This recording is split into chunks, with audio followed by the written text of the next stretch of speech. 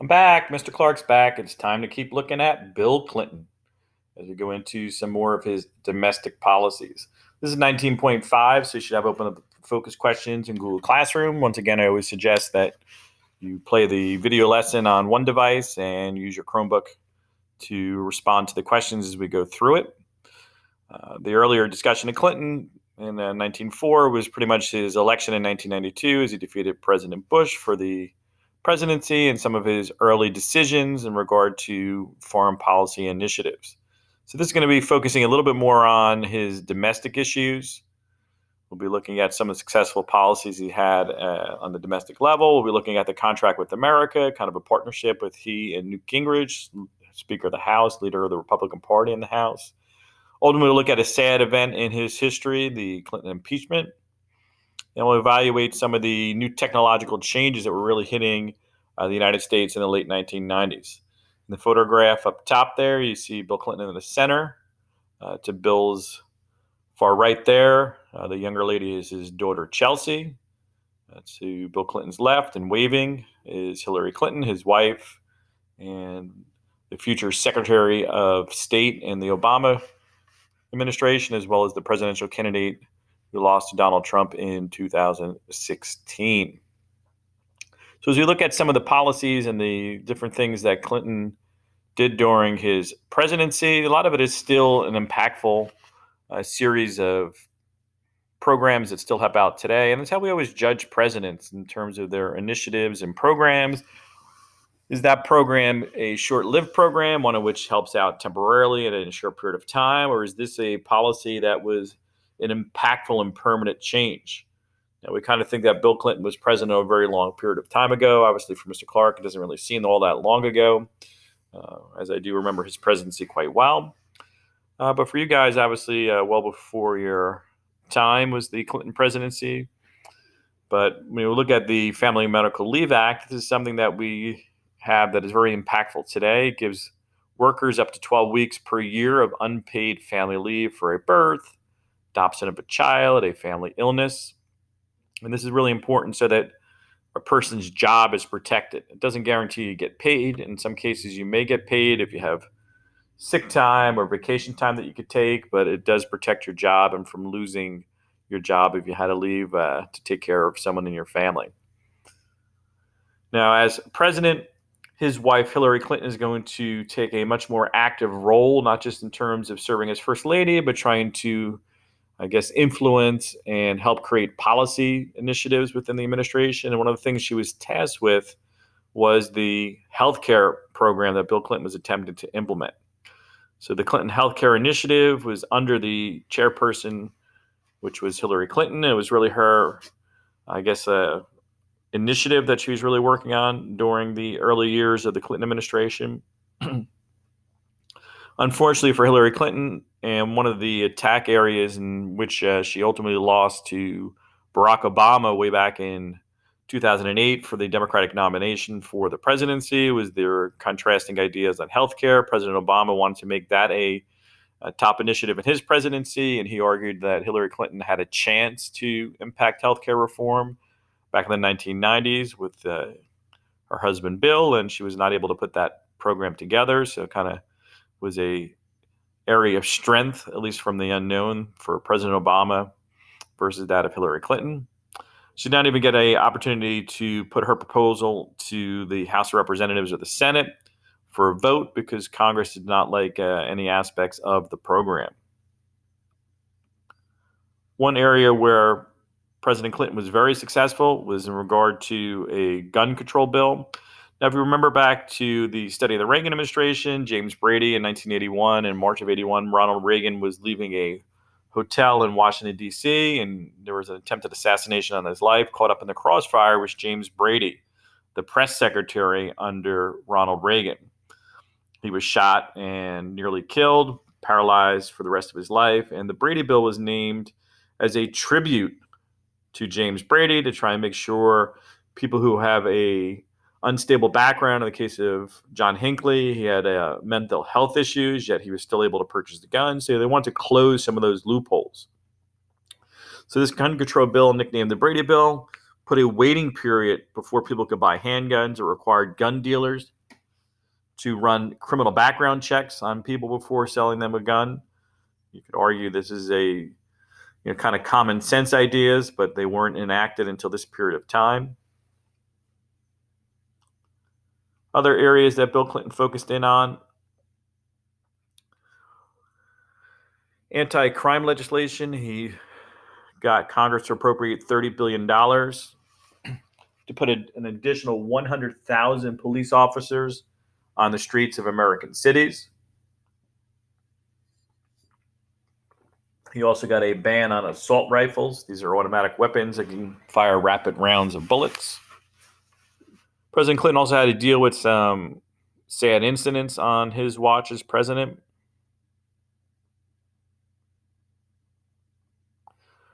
One of the more devastating events to occur at any point in time in American history was a domestic terrorist plot at a federal building in Oklahoma City, Oklahoma.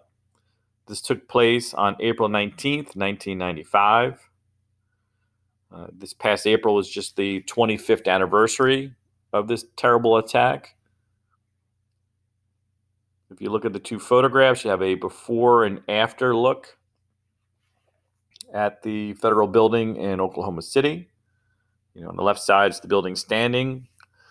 Then roughly about a third of the building was completely destroyed by the terrorist attack. It was carried out by Timothy McVeigh and Terry Nichols. They had filled up a van with explosives, and they parked it at the very bottom of the building there. 168 people, including 19 children. One of the saddest things that come out almost in the immediate aftermath of the bombing was that they had a daycare center in the building in which 19 children perished during the terrorist attack. Fortunately, 680 others who were injured were able to survive. But really, in total, it was close to 1,000 Americans who were either killed or severely injured in the bomb attack.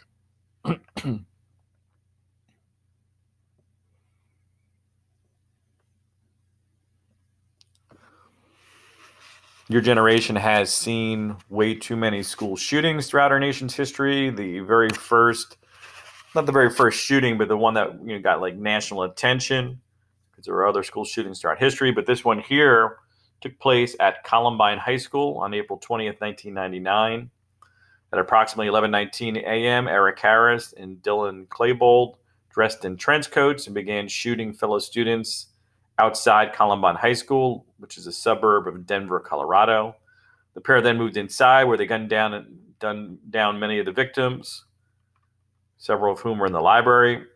By 11:35, Klebold and Harris had killed 12 students and a teacher and wounded more than 20 others. Shortly after noon, the two teens turned the guns on themselves, committing suicide. The killings, they alleged in a kind of a manifesto or a letter left behind, is because they had been bullied. There are two students there on the cover, and the color of the killers, and the black and white photos in the Time magazine cover are the people who died, including the teacher. So when you look at those two students, they look just like normal, regular, everyday high school students, kind of showing that just about any school could potentially be a target. This wasn't an especially dangerous area or known to have many incidents of violence, any more so than any other average town. So it really was a very much an eye-opening scenario for people across the country.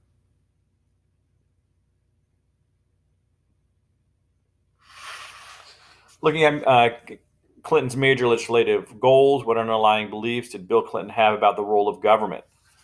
Like many Democrats or liberals, they believed in the power of the government. He thought the government could help people's lives become better by providing health care, medical leave, protect them by limiting their access to guns. So the overall philosophy of the federal government came into conflict with traditional conservative ideas. So we're going to see kind of a battle of two ideologies: a traditional liberal ideology that Bill Clinton's advocating versus that of the more conservative Republican ideology.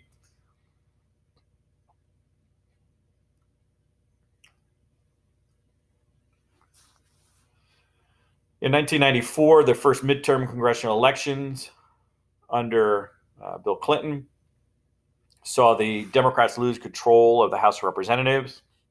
That led to a new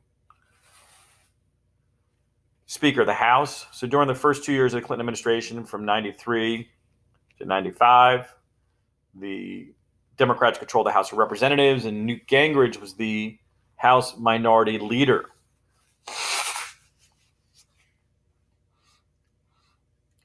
After the 94 midterm congressional elections and beginning in 1995, Newt Gingrich became the Speaker of the House.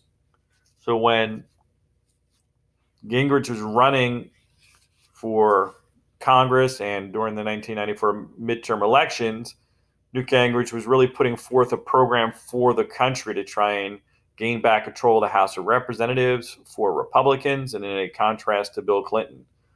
He contrasted Clinton by saying that his ideas about big government emphasized money and tax dollars that could be better kept in the pockets of American citizens and allowing American citizens to spend the money themselves. He emphasized traditional values of hard work, determination. And in order to win back control of Congress in 1994, Republicans under Gingrich's contract with America promised these following points, which became his contract or promise to carry out if Republicans took back control. Lower taxes. Obviously, it's self-explanatory. Welfare reform means instead of collecting welfare checks, they're looking for incentive programs to get people back to work. He wanted to get tough on crime. He campaigned but never enacted term limits on Congress, a balanced budget amendment, and increased defense spending.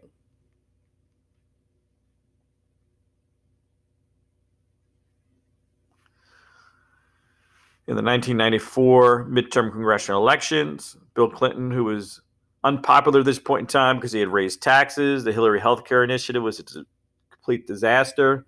So he had a few missteps during the early part of his presidency. Republicans not only took control of the House of Representatives, but also the Senate. Newt Gingrich became the new Speaker of the House. Also, Republicans won many governorships across the country. So it's kind of, in the history of the Republican Party, probably one of the most successful non-presidential years in the history of the Republican Party. For Republicans, it had been 40 years since they had controlled both houses of Congress.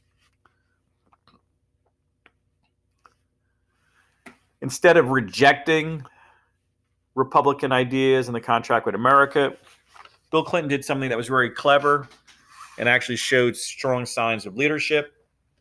Unlike President Trump, or even you could say to a lesser extent President Obama, neither one of those presidents found much common ground with the opposite political parties. In the case of Clinton, he found ways to work with the Republican Party. They worked towards the goal of increasing law enforcement, tougher punishment for criminals, reducing the federal deficit.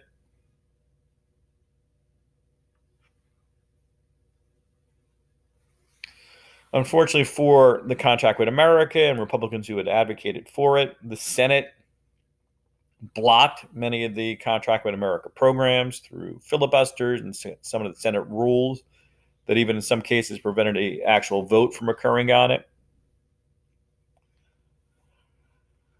What happened in 1995 after President Clinton and Congress could not agree to a budget? The federal government shut down, and the Republican Congress took a lot of the blame for the government shutdown, as Gingrich and Republicans were forced to accept some concessions to reopen the government.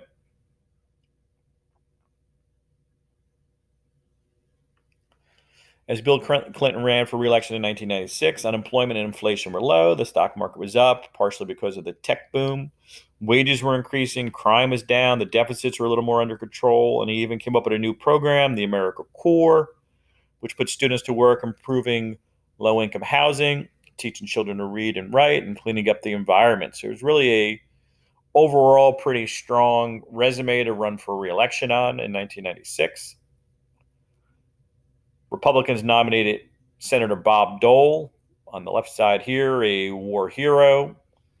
a longtime senator from Kansas. They also put on the ticket as the vice presidential running mate, Jack Kemp. He was a popular New York congressman. His son actually played pro football for the Giants as a quarterback, Jeff Kemp.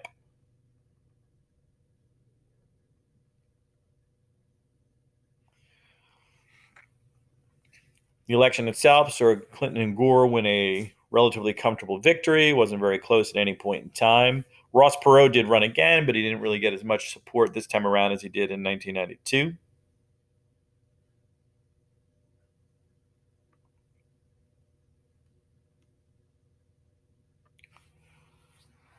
Unfortunately for Bill Clinton, it wasn't going to be smooth sailing in his second term. President Clinton was accused of arranging illegal loans for the Whitewater Development Group in Arkansas. That was during his time as governor. Attorney General Janet Rito had no choice but to appoint an independent counsel to investigate the charges against President Clinton. Ken Starr was put in charge of this investigation.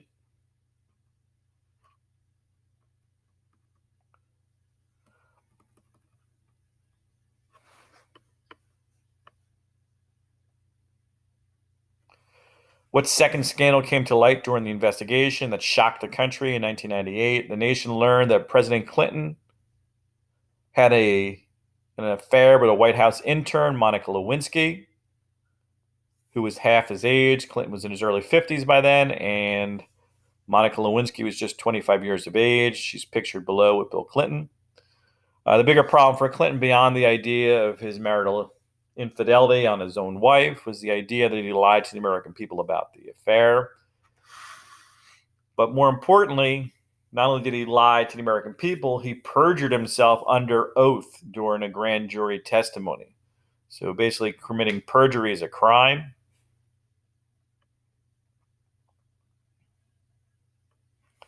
Kenneth Starr argued in his report that Clinton had obstructed justice, abused his power as president, and committed perjury.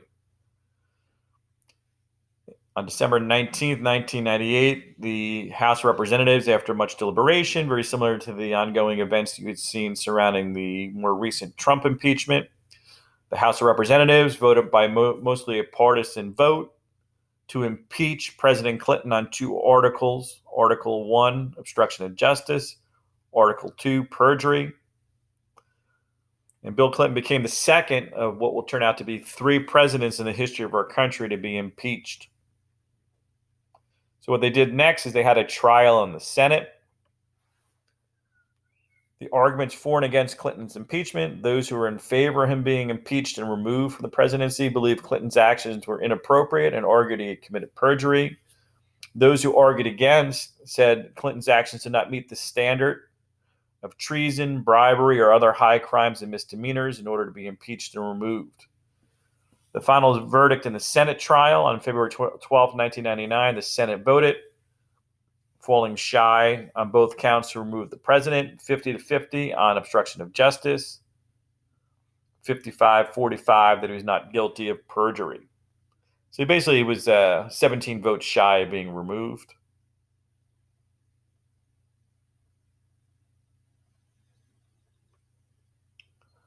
Okay, during the 1990s, we saw technology that was really impactful. When you think about the very first electronic digital computer, the electronic numerical integrator and computer was originally made in 1946. It weighed over 30 tons and was the size of a small house. And that had less computing power on it with 30 tons in 1946 than the phone you have in your own possession has today. The microprocessor is going to revolutionize computer processing. These microchips reduced the size of computers further and made them small enough for homes. And then one of the people that we most often associate with new technology is Bill Gates. Harvard dropout, age 19, he founded Microsoft to design PC software. He originally created the MS-DOS operating system, later Windows, one of the wealthiest people in the world still to this day. How did the agricultural industry change during the end of the last century? At the beginning of this century, 50% of labor force worked on farms. By the end of the century, so from 1900 to 2000, We went from 50% of the labor force working on farms to we move into the 21st century, just 2%. Technology and machinery helped large farms to be productive and significantly reduce the size of the labor needed to produce crops.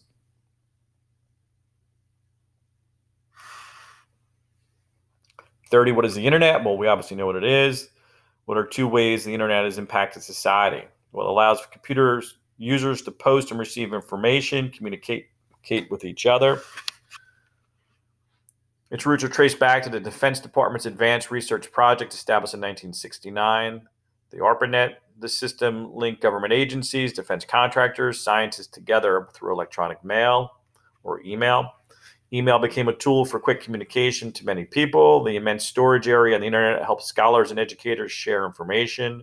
Today we have social media and multiple news outlets that provide news coverage, so it's really been quite impactful in contemporary times. Lesson reflection. How did historical events earlier in the century impact technology in the 1990s? Computers were developing during World War II to help the United States produce the atomic bomb. And we also had the development of satellite technologies with military purposes during the Cold War that have really helped out quite a bit in more modern day technology. Well, that kind of concludes our look here at Bill Clinton's presidency. You can make your own conclusions as to the successes and failures of his presidency. Until next time, Mr. Clarke is out.